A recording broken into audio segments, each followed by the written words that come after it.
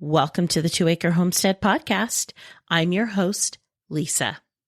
On today's episode, we are going to be talking about the third installment of our 3-part series here about growing meat in your backyard. So let's get started.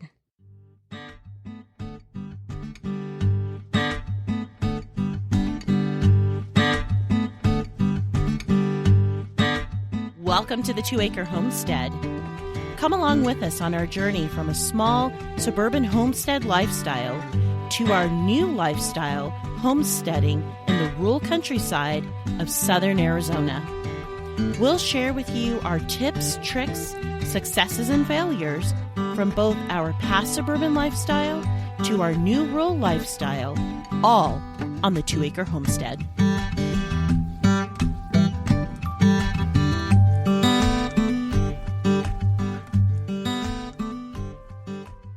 Okay, so on this third episode of Growing Meat in Your Backyard, we are going to be focusing on raising quail. These episodes, just as an FYI, can be applied to anybody, whether you are on a large homestead or a small homestead. You can still grow these type of animals in your backyard or in your homestead.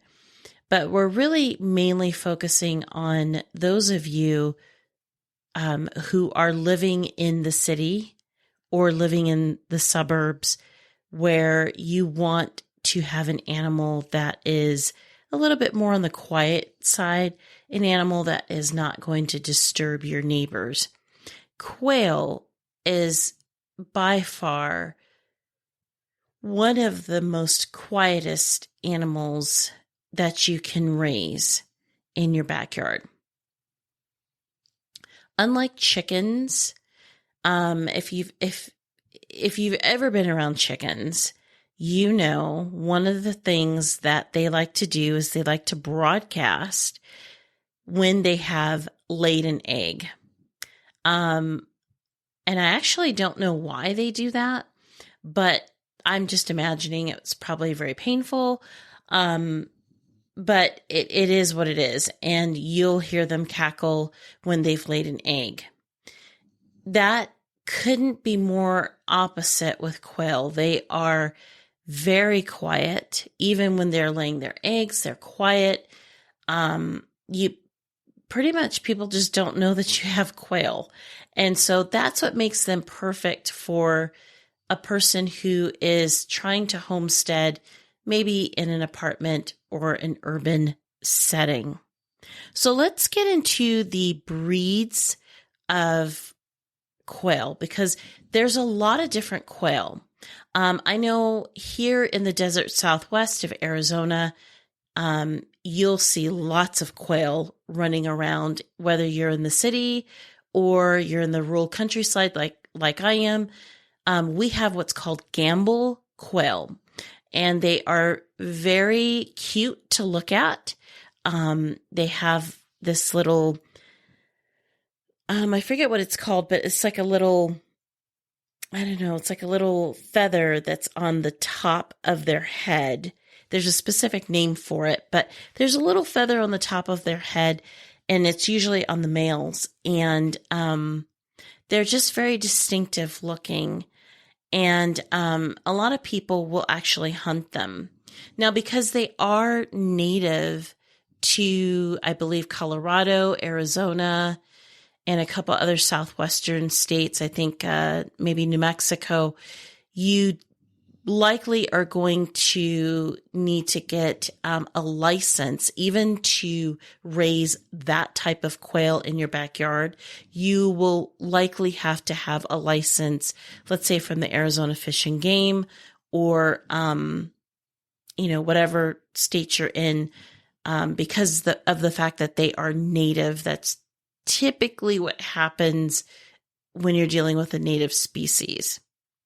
But to raise that type of a quail, the gamble quail, is difficult, very difficult, because they they're just not the right type of quail that you want to raise.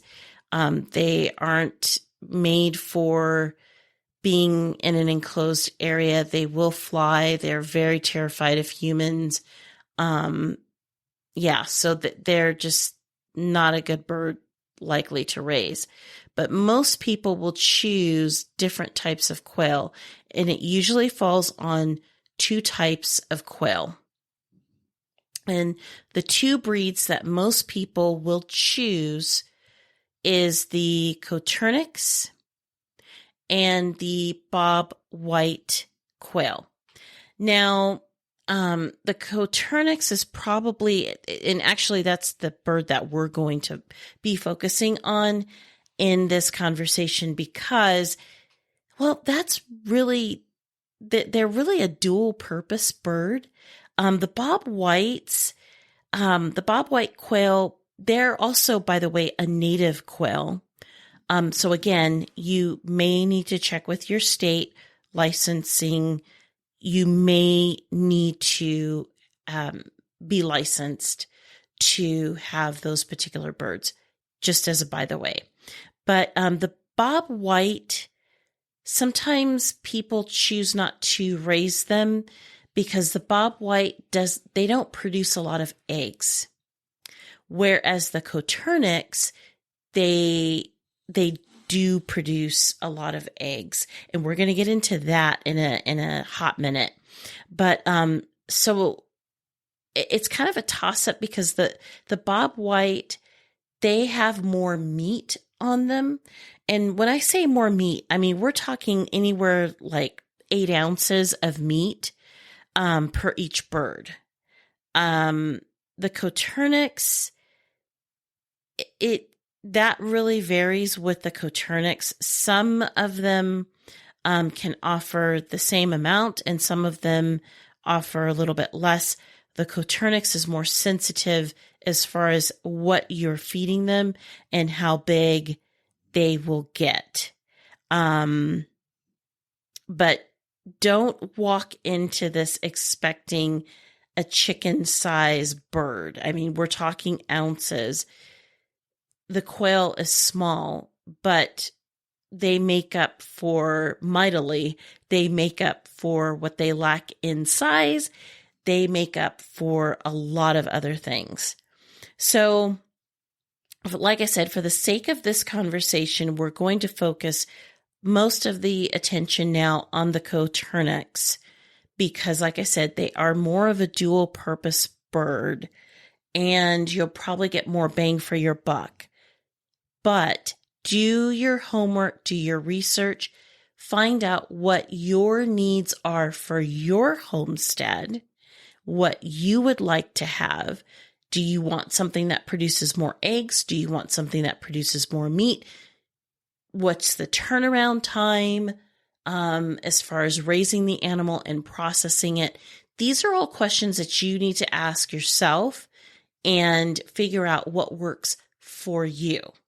So with that in mind, the Coturnix, one reason why a lot of people like this bird is because they mature in about 6 to 7 weeks.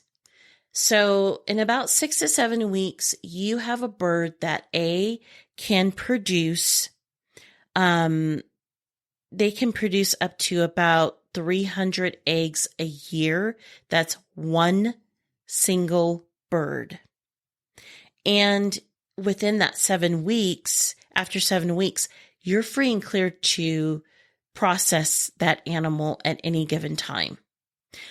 Obviously, the younger you process the bird, the more tender the meat is going to be on your plate. The older the bird, the more tough it's going to be. But let's get back to that egg production that I just mentioned. So, interesting side note about the Coturnix is they don't lay just one egg a day like chickens do. They lay 3 eggs, up to about 3 eggs a day. One bird, about 3 eggs a day.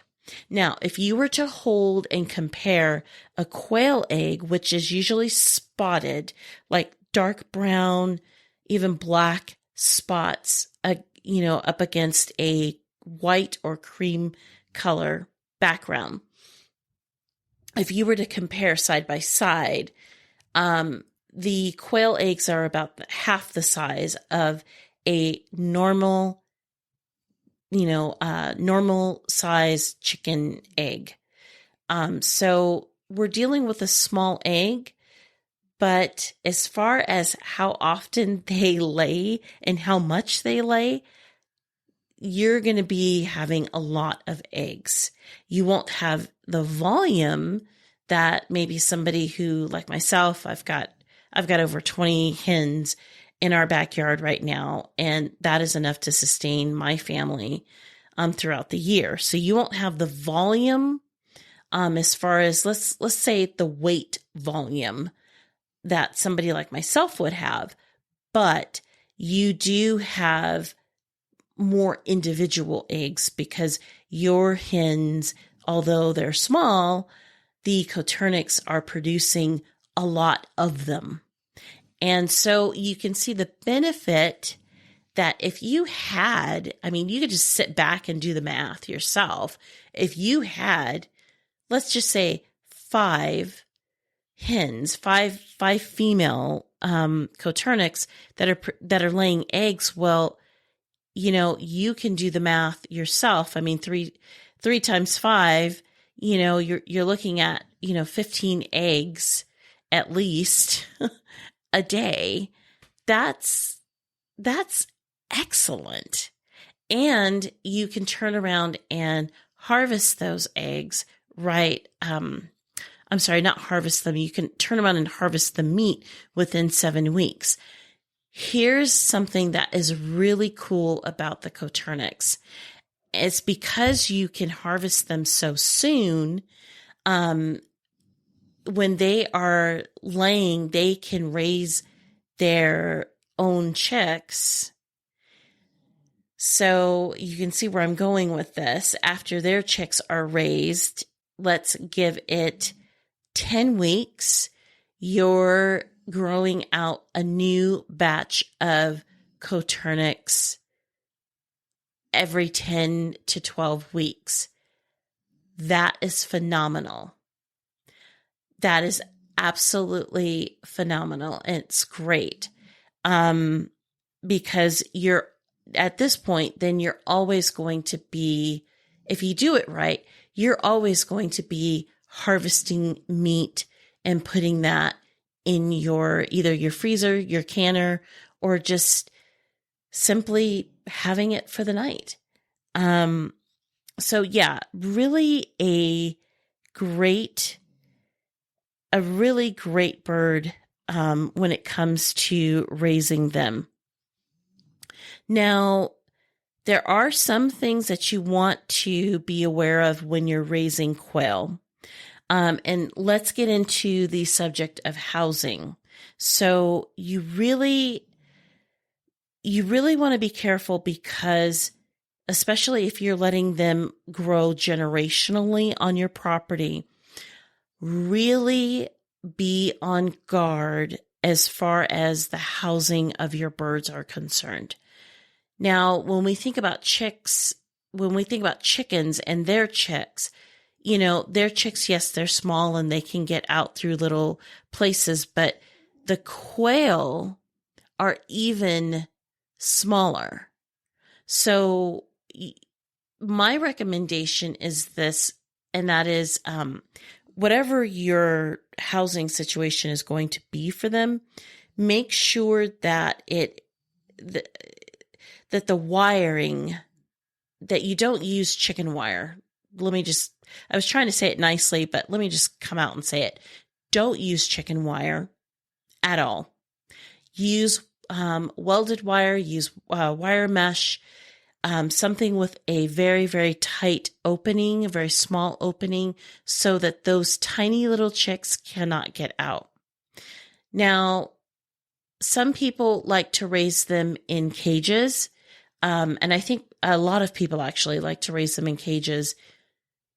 And that's excellent as well. They do fine with that, and you can stack those cages, and yeah, and it works out perfect.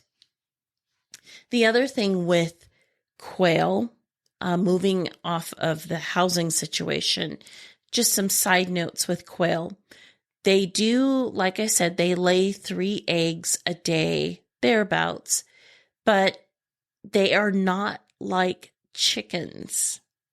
Chickens like to lay their eggs in a little, in their coop, or, they have a specific area that they want to lay their eggs. Quail are not like that at all.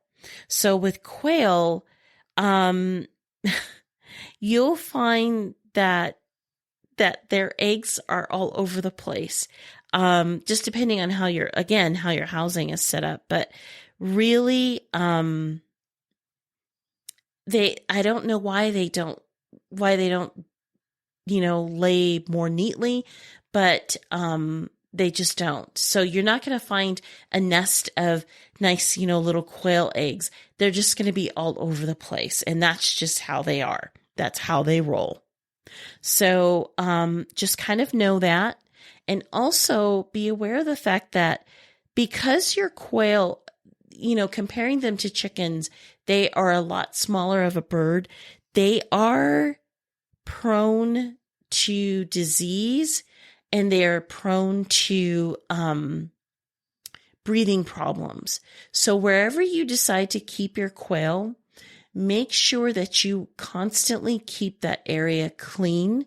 Make sure you're not using any cleaners or anything like that that's going to be strong as far as the odor is concerned. Make sure the bedding, I would say, the bedding that you use for them, if you choose to go that route with bedding, make sure that that particular bedding doesn't have a strong smell to it. So I wouldn't use cedar. I would use pine, probably hay, straw. You could probably get away with it, but I would probably just stick to some sort of pine shavings and stay away from any strong odors, because they are susceptible to that.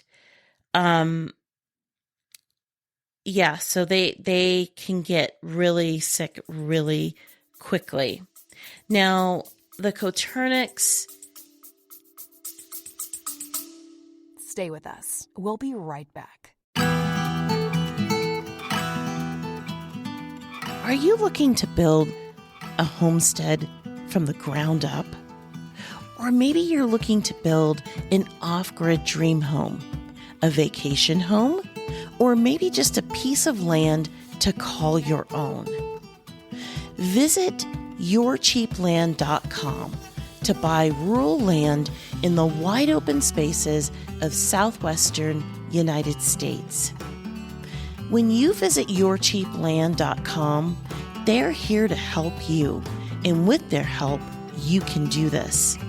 You can take your dream of owning land and make it a reality. Most down payments are only $294, including the document fee. Remember, everyone qualifies for financing at yourcheapland.com. Head on over to yourcheapland.com and start making those dreams come true. And now, back to our podcast.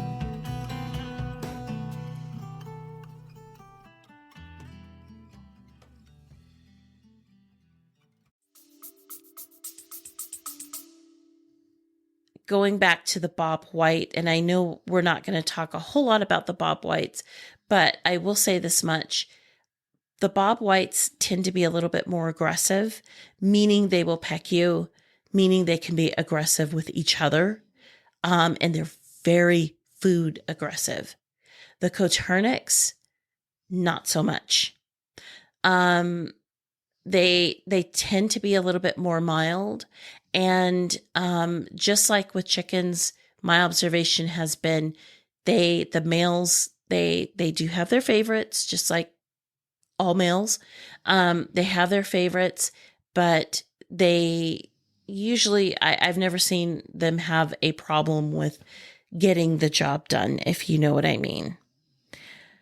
But just know that if you're looking at the bob whites, just know that they do tend to be a little bit more aggressive.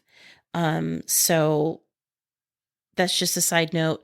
That's anecdotal. Again, that's what I've seen, but that is not the end all be all. Again, you need to do your research when you're comparing those two birds.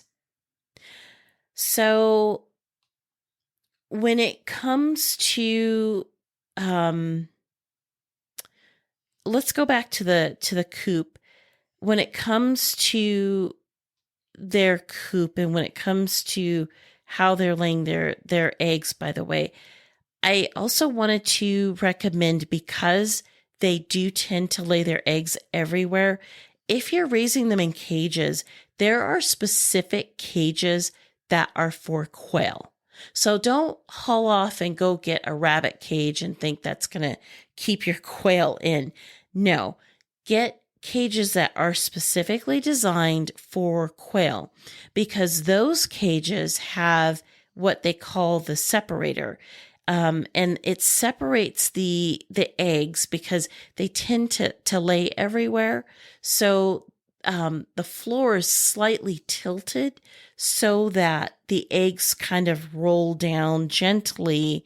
And you can just go ahead and collect the eggs without actually having to go into the cage. So on the side of housing, that is something that I would recommend. That's probably going to be, at the end of the day, a lot easier and a lot safer, because they are a small animal and they are a prey animal, and you really want to make sure that they are protected from predators.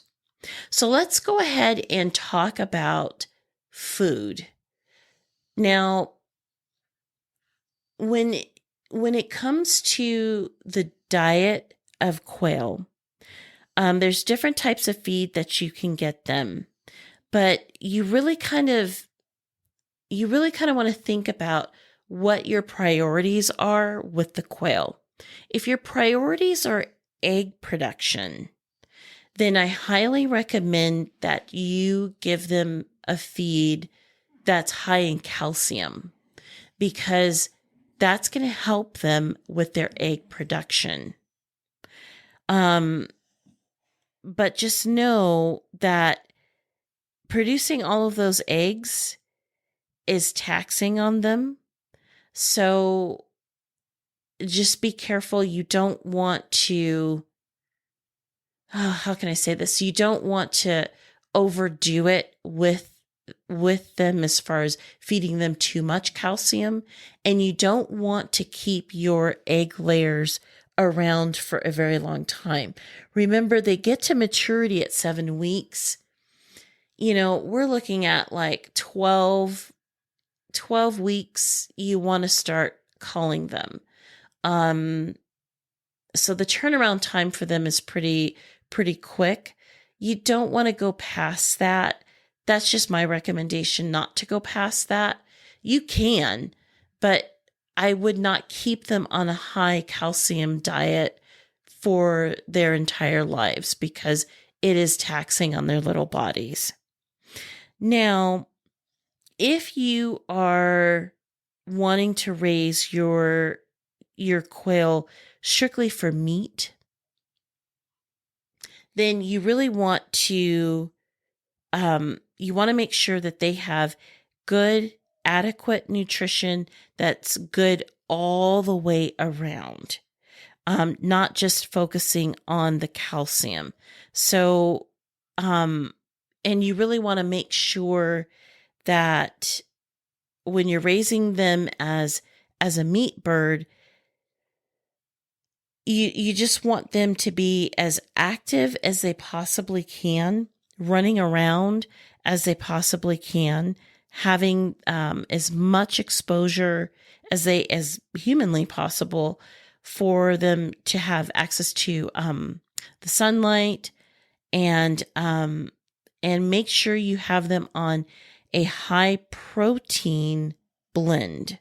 So you want them to have a good overall diet, but really hone in on their protein intake and make sure they're running around. So like I said, those cages, make sure, because you can put dividers in those cages and divide different groupings of quail. You want to make those dividers a little bit longer so that they can run around a little bit more. Because the more exercise, the more that they're running around, the more muscle tone that they're building.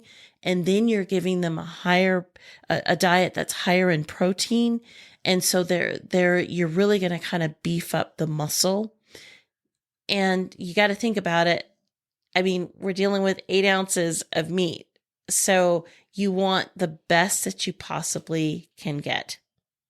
So let's talk now at this point. Let's talk about, are they worth it? Is it worth having quail? Does the math work out? What does that look like for somebody? So like I said, around 7 weeks, they are at maturity rate. The advantage of them is that you can raise them generationally. They can raise their own young, and you'll constantly be providing yourself with meat. Whether or not it's worth it and whether or not the math makes sense really depends on your homestead and the size of your family. I would say the size of your family is the biggest determining factor. If you're like a family of 4 and you're trying to raise quail, well, you may want to keep like about 5 females and 1 male, and just let them, raise generationally. But that's going to provide, how much meat is that going to provide for you? Again, it goes back to what your priorities are. Is your priority for egg production? Then it's going to take a little bit longer for you to cull those animals. If your wanting them for meat production, then, your turnaround time is going to be a lot higher. Will it fill your freezer? I'm sure it will. And I'm sure there are some of you that would say, absolutely, it fills my freezer. Again, it really just depends on you and your family. But I will say this much. They are a small bird. It's 8 ounces. That is, depending on how much meat you consume, you and your family, that 8 ounces could be broken up into 2, for 2 people could eat 1 quail. So it really depends on you. And it depends on the needs of your family. But like I said, the advantage of raising quail is phenomenal, especially for those of you who are who are in the city or who are in an apartment. The other thing that is really, really a good thing for a good reason to raise quail is this. For those of you who are, let's say you're in the suburbs right now, and you're wanting and you're dreaming about moving out into the country and having a flock of chickens and having maybe a couple of lambs and some goats and pigs and, just having the whole kit and caboodle, so to speak, as far as homesteading. Quail are fantastic because it teaches you that animal husbandry. It teaches you how to process the animal, especially because you're looking at a feathered animal. So eventually in your homestead journey, if you're not vegetarian, if you're vegetarian, this doesn't really apply to you. But if you're a meat eater like me and my family, eventually you're going to be harvesting chickens one day. And you're going to need to learn how to pluck the feathers. And you're going to need to learn how that whole process goes, how to viscerate, how to just all of the how-tos when it comes to processing day. Quail is very helpful because you're dealing with a smaller animal, so it's not as overwhelming. It's not as big of a task as it would be if you were dealing with chickens. Now, the other advantage is that because of the way the nature of quails are, it's easier. I'm trying to say this gingerly. It's easier to process them because it's kind of hard to get close to them. And that's a good thing, especially for those of you who are new to homesteading, new to animal husbandry, new to processing an animal. I had a friend the other day ask me this deep question. She's absolutely wild, just crazy in love with rabbits. And she asked me how, and she didn't mean this in a mean way, but she was really genuinely interested. She said, how can you raise and butcher such a cute little thing? And I looked at her and I said, processing day is never a fun day. And if you are looking forward to the day that you're culling your animals, you have a problem. Seek help. It's hard. It's hard to see that animal come to the conclusion of its life, come to the full purpose of its life, which is to keep you and your family alive. But at the end of the day, even though it's hard, it's something that you have to do. It's something that has to be done. And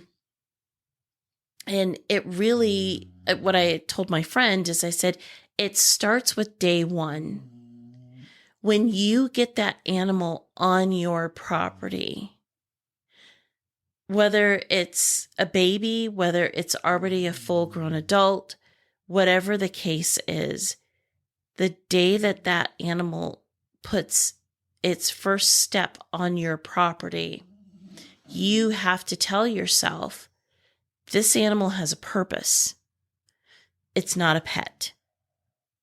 And that type of mental training to tell yourself that this animal is not a pet, this animal has a purpose. I'm going to treat this animal with all of the dignity and respect that I should, but it does have a purpose here on our homestead. That training is good when you have small animals like quail, when you have small animals like rabbits or chickens. It's good training for you mentally, because then when you have larger animals, which it's even harder when you have a larger animal. And I don't know why, I guess because of the size or the amount of personality that comes out. I don't know. But either way, it's good training for you so that when you are on your homestead, you'll be able to handle it a lot better. And just remember, when you're raising your own meat, you're raising it because you want to do this ethically. You want meat that's clean, meat that has been properly raised. You know where it's been. It's funny to me, as I'm wrapping this little series up here. It is amazing to me the difference in meat. The other day, my husband and I, we went out to eat, and we had chicken. And the chicken, I mean, the restaurant was good. Generally speaking, it was pretty good. But what we noticed right away was that the chicken itself seemed empty to us. It just, the meat wasn't thick. It wasn't hearty meat to us. It was really thinned out. And we remembered, because it's been a little while, but we remembered, we're like, yeah, they pump the chicken meat with, different things, like chicken broth or water, so that when you cook it, when you're cooking the chicken, all this water is coming out of it. And when you go to eat it, it's kind of light. It's light on your tongue. Not in the taste, but light in the density of the meat. So it's funny because our chicken that we raise here, when we eat our chicken, it's dense. It's thick. And that's because we know how we have raised our chickens. And our chickens are not pumped with anything. So we're just eating straight meat. So there's something just very comforting. Not only do we know where our meat has come from, but we also can actually taste the difference in the density of that meat. So we know that when we're eating meat that's been raised on our homestead, that meat is good for us. So we're getting everything that we should. I mean, we don't vaccinate or anything like that. We don't use anything like that here on our homestead with our animals. So we don't have to worry about all of that stuff. And there is a comfort with that, because we don't have to worry about, is there, RBST and all of this other stuff in our meat. So hopefully it is the same for you guys. And that's why we really wanted to put together this particular series, because really, for those of you who are in the suburbs and you're wondering, what can I do to produce more food? Can I produce my own meat? Absolutely, you can. And you can even do it inexpensively too. You don't have to buy all of the animal feed. Again, I encourage you to do your own research, look things up, and keep your ears open. By the way, we are going to be doing, my husband and I are going to be doing another episode in a couple of weeks, I believe, is when you guys will hear it, where we talk about the different ways that we feed our animals inexpensively. And so hopefully that'll give you guys some tips and tricks, because we've got some really fascinating systems.